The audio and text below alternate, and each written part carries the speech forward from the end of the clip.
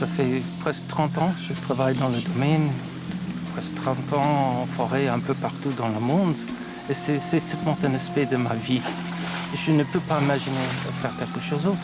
C'est un esprit pour être à côté de la nature, pour avancer les sciences, c'est passer la journée sympa en forêt, faire les expériences.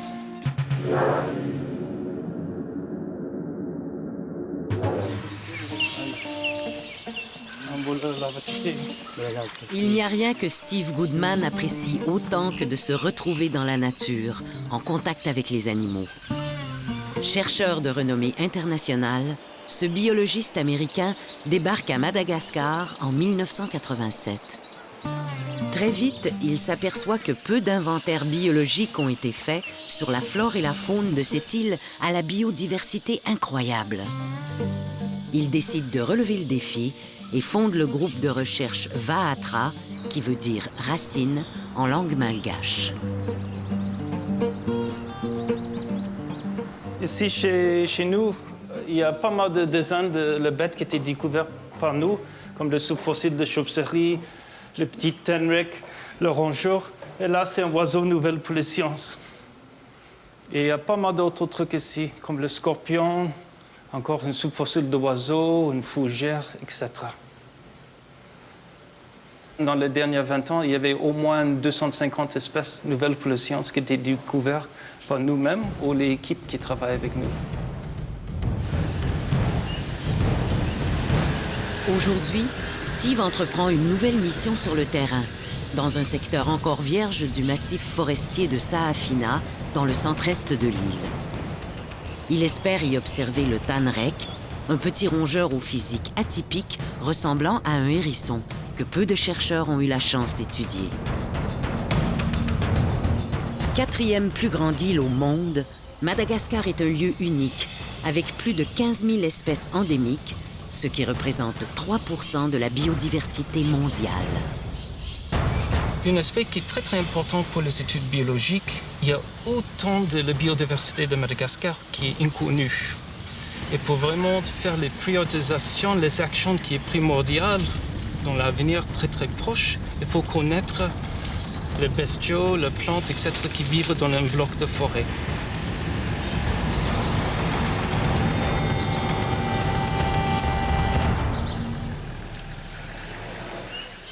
Après 6 heures de route, Steve Goodman et son équipe arrivent enfin à destination. Pour accomplir cette mission, Steve est entouré de chercheurs spécialistes des micro-mammifères, d'étudiants et d'assistants de recherche. Rapidement, tout le monde s'active pour dresser le camp de base, ainsi qu'un laboratoire rudimentaire dont les chercheurs se serviront pendant les 10 jours que durera la mission. Malgré le peu de confort des installations, tous sont très heureux d'être enfin sur le terrain. Déjà, c'est déjà les changements du milieu, quoi. Au bureau, ça c'est dans 4 murs. Ici, c'est tout. Tout est ouvert, quoi. Ça c'est déjà une chose. Et surtout, cette vie en équipe, on pense aux mêmes choses, à la recherche de biodiversité. Donc, comme on a déjà un point commun, l'amour, les passions de la nature.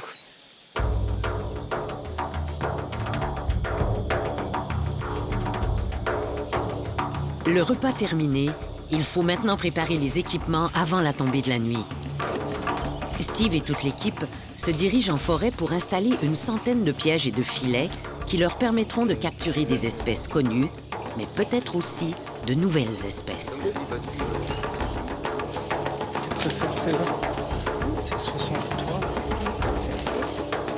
Pendant que Steve et les étudiants continuent l'installation des cages, Corey Schumann, spécialiste des chauves-souris, a trouvé l'endroit idéal pour installer ses filets. La rivière est assez profonde et elle a peu de débit. Elle est donc parfaite pour capturer le seul mammifère capable de voler.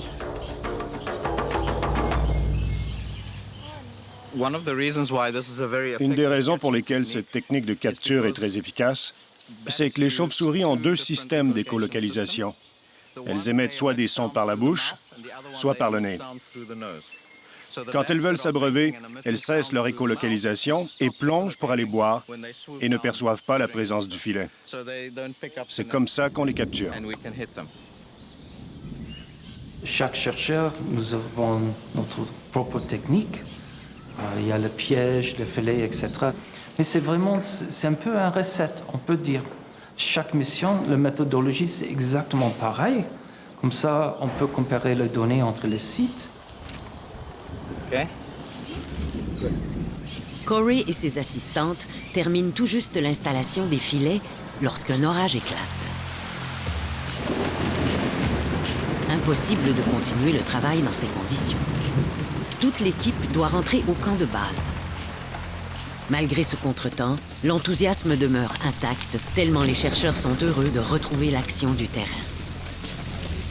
Chaque mission, c'est comme la première mission à Madagascar.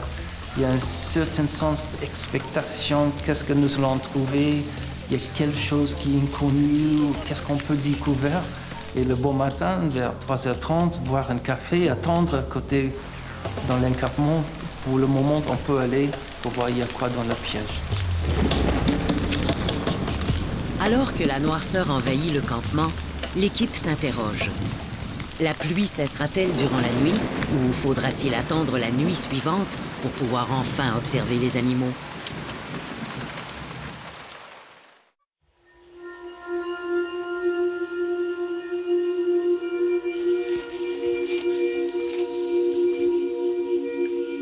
« 4h30 du matin. La pluie a finalement cessé. Une bonne partie de l'équipe se dirige vers la rivière pour vérifier si des chauves-souris ont été prises dans les filets. Dans l'épaisseur de la jungle, les chercheurs sont à l'affût de tout ce qui bouge.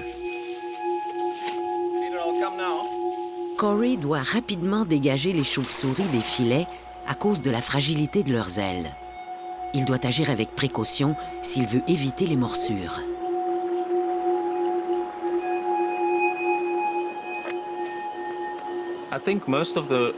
Je crois que beaucoup de gens ont de fausses idées sur ces animaux parce qu'ils n'ont jamais vraiment pu les voir de près. Quand on se met à l'étude des chauves-souris, on se rend compte qu'elles sont extraordinairement belles. Non seulement il ne s'agit pas de rats volants, comme beaucoup de gens se plaisent à le dire, mais les chauves-souris appartiennent à une famille très diversifiée. Quand on les examine de plus près, les fausses idées qu'on a reçues pendant l'enfance disparaissent rapidement.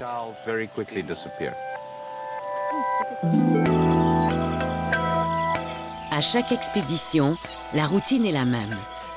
Lever à l'aurore, récolte des animaux avant les premières chaleurs et retour au camp. Commence alors l'observation minutieuse des animaux dans le laboratoire de Fortune. En plus de faire l'inventaire des espèces propres à Madagascar, l'objectif des recherches sur le terrain est d'informer la population sur le rôle important que jouent les micro-mammifères dans l'écosystème forestier. La chauve-souris en est un bel exemple. Voici un Scotophilus robustus. C'est une femelle en très bonne condition. On peut voir qu'elle est enceinte. Il y a 2 embryons sur les côtés et ses mamelons sont bien développés.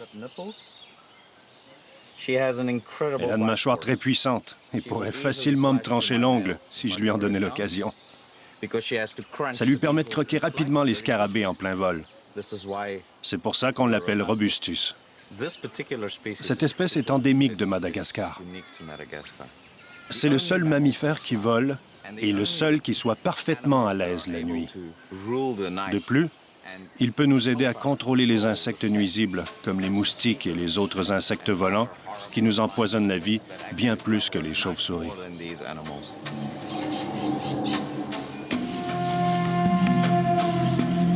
De son côté, Achille est fasciné par les reptiles et les amphibiens. Il éprouve beaucoup de plaisir à étudier ces espèces mal aimées, indispensables à la chaîne alimentaire.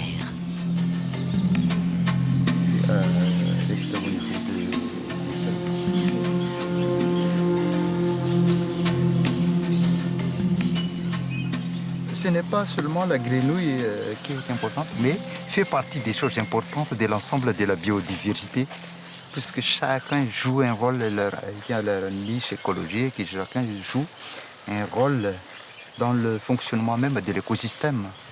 Les grenouilles, c'est intéressant, hein. C'est nocturne comme les chauves-souris. Et il y a une telle diversité à travers le monde, c'est magnifique. Et je pense qu'à Madagascar, on en trouve aussi beaucoup d'espèces de plusieurs couleurs, de plusieurs tailles, avec plusieurs vocalisations. Au total, c'est 244 espèces décrites, mais il reste encore beaucoup qui attendent leur description.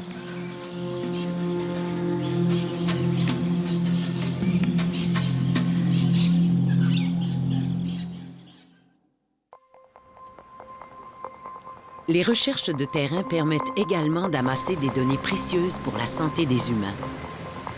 Chaque année, à Madagascar, entre 250 et 500 personnes meurent de la peste, transmise par un petit rongeur.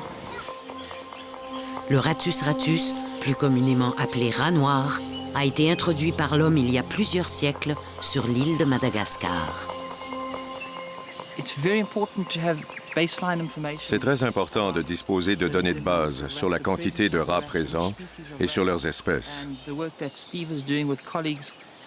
Steve et ses collègues travaillent à identifier les virus et les agents bactériologiques potentiellement pathogènes autant pour les humains que pour les animaux indigènes. En prenant ces échantillons et en identifiant les virus qu'ils contiennent, on a une meilleure idée du potentiel de risque pour la santé des humains, des animaux d'élevage et des animaux indigènes.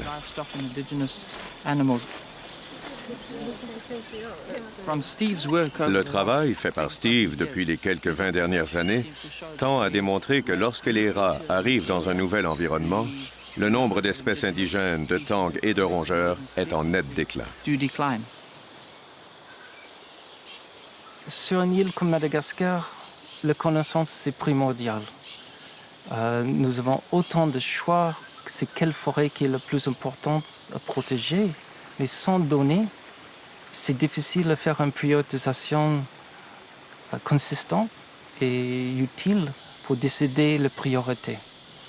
Dans un certain sens, particulièrement dans une zone comme Madagascar, on ne peut pas protéger l'inconnu.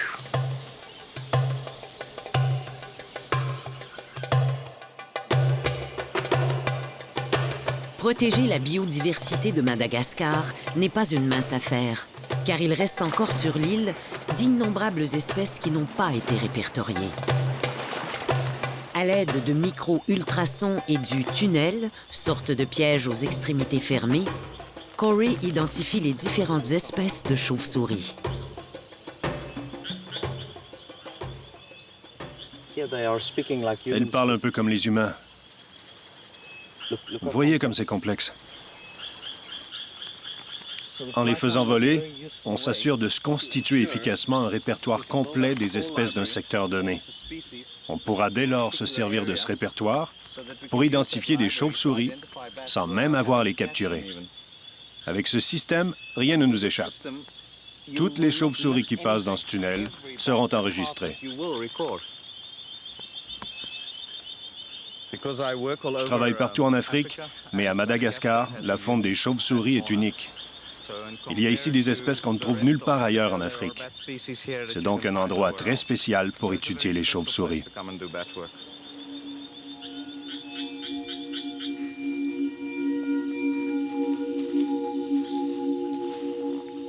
Malgré la noirceur, Steve et ses étudiants viennent de repérer un bien étrange petit animal, le chirogal, plus communément appelé microcèbe.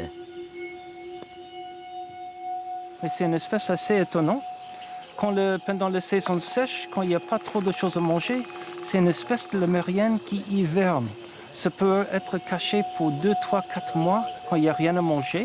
Maintenant, c'est le début de la saison de pluie.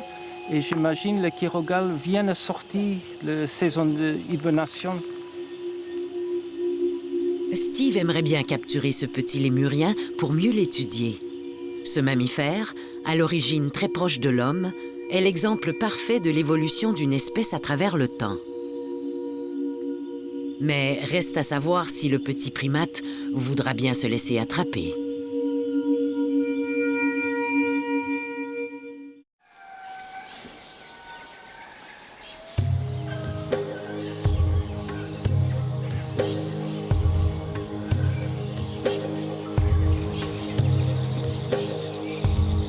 Finalement, Steve a réussi à capturer un microcèbe.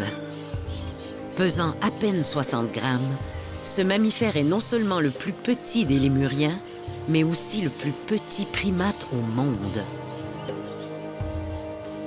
Voilà, c'est un microcèbe. Jusqu'à 1998, il y avait seulement 2 espèces qui étaient reconnues à Madagascar. Et là, c'est un bestiau nocturne. C'est un omnivore. Ça veut dire qu'elle mange le doigt. Non, plutôt elle mange le fruit, les insectes, les trucs comme ça. C'est un pollinateur de plantes, ça disperse les graines. C'est vraiment un élément naturel de l'écosystème vis-à-vis le fonctionnement. Dans un certain sens, on peut dire que les microcèbes, c'est notre petit cousin assez éloigné. Mais nous avons vraiment la racine en commune avec un bestiau comme ça. C'est le trajet de l'évolution des primates.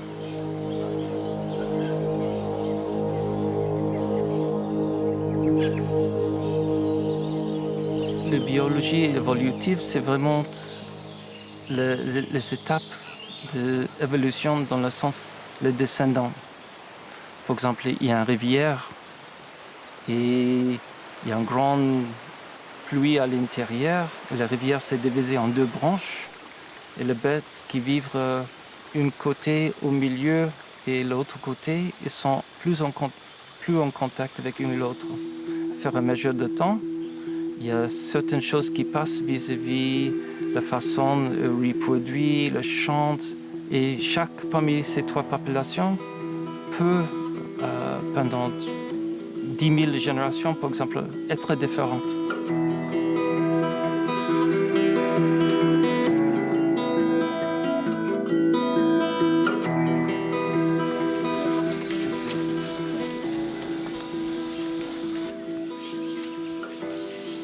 Alors qu'ils procédaient à la relève des pièges, les chercheurs ont le bonheur de trouver l'espèce tant convoitée, le fameux tanrek. Tout le monde est fasciné par cette découverte. C'est un tanrek harrison. On peut voir la tête un petit peu là. Voilà. Derrière nous, c'est les Indri qui crient. Il y a un groupe, peut-être 150 mètres de nous. Là, c'est leur façon de dire bonjour une l'autre. C'est rouler en bol. C'est une adaptation contre la prédation. Quand c'est à l'aise, ça va être vraiment une bestiole normale. Mais les pattes, tous ces trucs, c'est plié à l'intérieur avec les narines. Et c'est assez difficile pour un prédateur d'avoir l'accès. Le tanrek, c'est énigmatique dans un sens assez difficile à imaginer. Il y a beaucoup qui ressemblent vraiment à la musaraigne. Mais leur origine, ça n'a rien à voir avec le musaraigne. Ils sont plus proches des éléphants. Ça veut dire que le tanrek et l'éléphant partagent un ancêtre. Ça veut dire qu'ils sont monophylétiques, de la même origine. C'est incroyable de constater à quel point l'évolution est un processus puissant. C'est merveilleux d'être en présence d'une évolution convergente aussi évidente. C'est extraordinaire. On lit à propos de ça, mais c'est toujours emballant de le constater. C'est vraiment extraordinaire. Voilà, bien joué, mademoiselle. « 20 ans passés, il y avait énormément de forêt qui reste de Madagascar qui était inconnue par les scientifiques. Et au minimum, il faut voir les données archivales de les choses qui existent aujourd'hui et peut-être ça n'existait plus dans l'avenir. C'est triste de dire dans ces cas, mais c'est la réalité. J'ai beaucoup de collègues qui disent « Oh Steve, tu es trop pessimiste, etc. » Mais ce n'est pas du tout comme ça. Je suis réaliste. Et là, c'est un aspect hyper important dans notre boulot.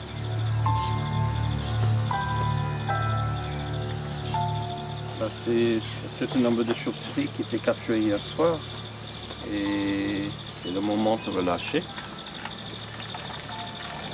La mission est terminée. Les chercheurs vont maintenant relâcher les derniers animaux capturés avant de procéder au démantèlement du camp de base. Puis, ce sera le retour vers la ville et le bureau. Je crois qu'il va être content de rentrer chez lui. Ouais. Il nous regarde. Où est-ce qu'il est? Il est sur la plante là.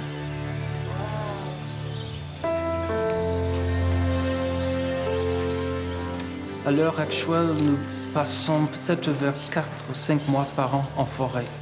Mais bon, depuis la naissance de mon fils, qui est 7 ans passés, je passe... Avant, c'était vers 8 mois par an. Et maintenant, ça s'est réduit peut-être 4 ou 5 pour être un peu plus proche de la famille. Découvrir de nouvelles espèces et partager ses connaissances afin de faire avancer les sciences, telle est la philosophie de vie de Steve Goodman. Pour cet aventurier de la faune, vivre au rythme de la forêt est aussi la meilleure façon de comprendre le monde animal. J'étais né dans la ville de Détroit, à Michigan, et là, j'étais vraiment dans la grande ville.